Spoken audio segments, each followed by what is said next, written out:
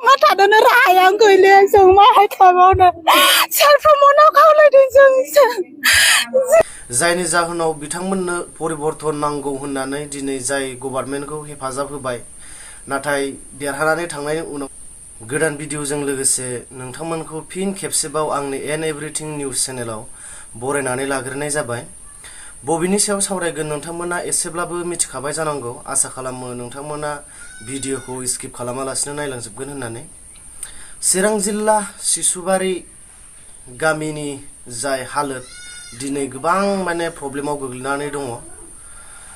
जाय दैमा जायखौ जोङो माख्रा दै होननानै मिथिनाय जायो दिनै बे दैया माने बै गामिखौ माने सेवहांगार खालामजोब्बाय आरो माने दा गोबाव समनिफ्रायनो बे जायगानि मानसिफोरा थानायनि थाखाय बेबस्था बिबाय थादोंमोन जोंनि बिटिसि गभर्नमेन्टनिफ्राय, नाथाय केयार खालामाखैखौनो होननानै बुंनांगोन।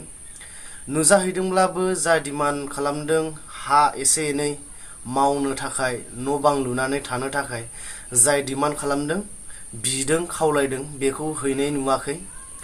जानो लोंनो थाखाय एसे एनै माइरं दै त्रिपाल हैनानै जाया। मानो होननानै बुङोब्ला बयनिख्रुइ गिदिरसिन खामानिया बै गामिनि मानसिफ्रा थानानै मावनानै जानायासो। दिनै गथ'फोरनि थांलाय फैलाय कलेजनि थांलाय फैलाय जाय फरायसालिनि हान्थिनाय जाय बेबस्था बैफोर गैया।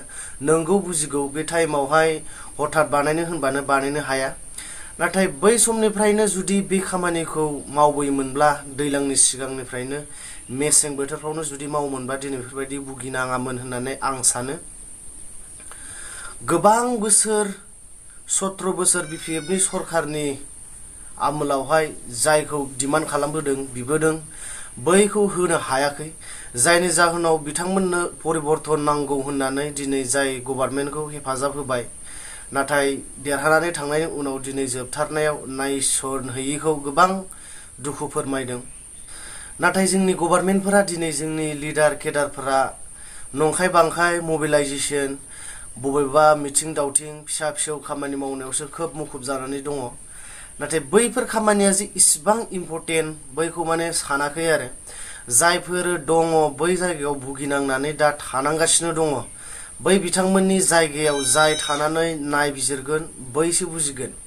मानो होननानै बुङोबा मोनसेबो बारि बिफां लाइफां बारि बागान न' बां दैजों गिसि गुगानानै थांजोब्बाय आरो इसिबां गोबावनिफ्राय सरखार सालायबोनाय जाय बिपिएफ गभर्नमेन्ट बिथांमोननिबो गोबां गोरोन्थि होननानै आं सानो।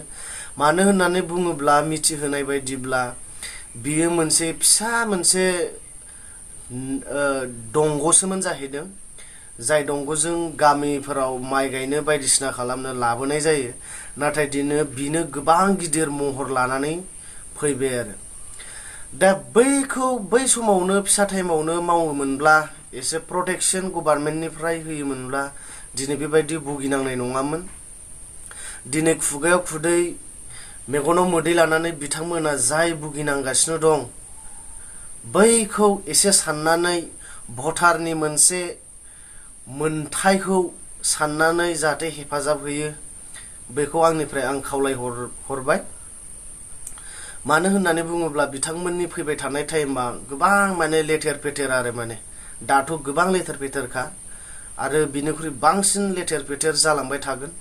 गोबां समनिफ्रायनो थानायनि थाखाय 1 बिगा आधा बिगासो हा बिबोबाय थादों, नाथाय बिथांमोना बेखौ जेबो केयार खालामाखै होननानै आं सानो।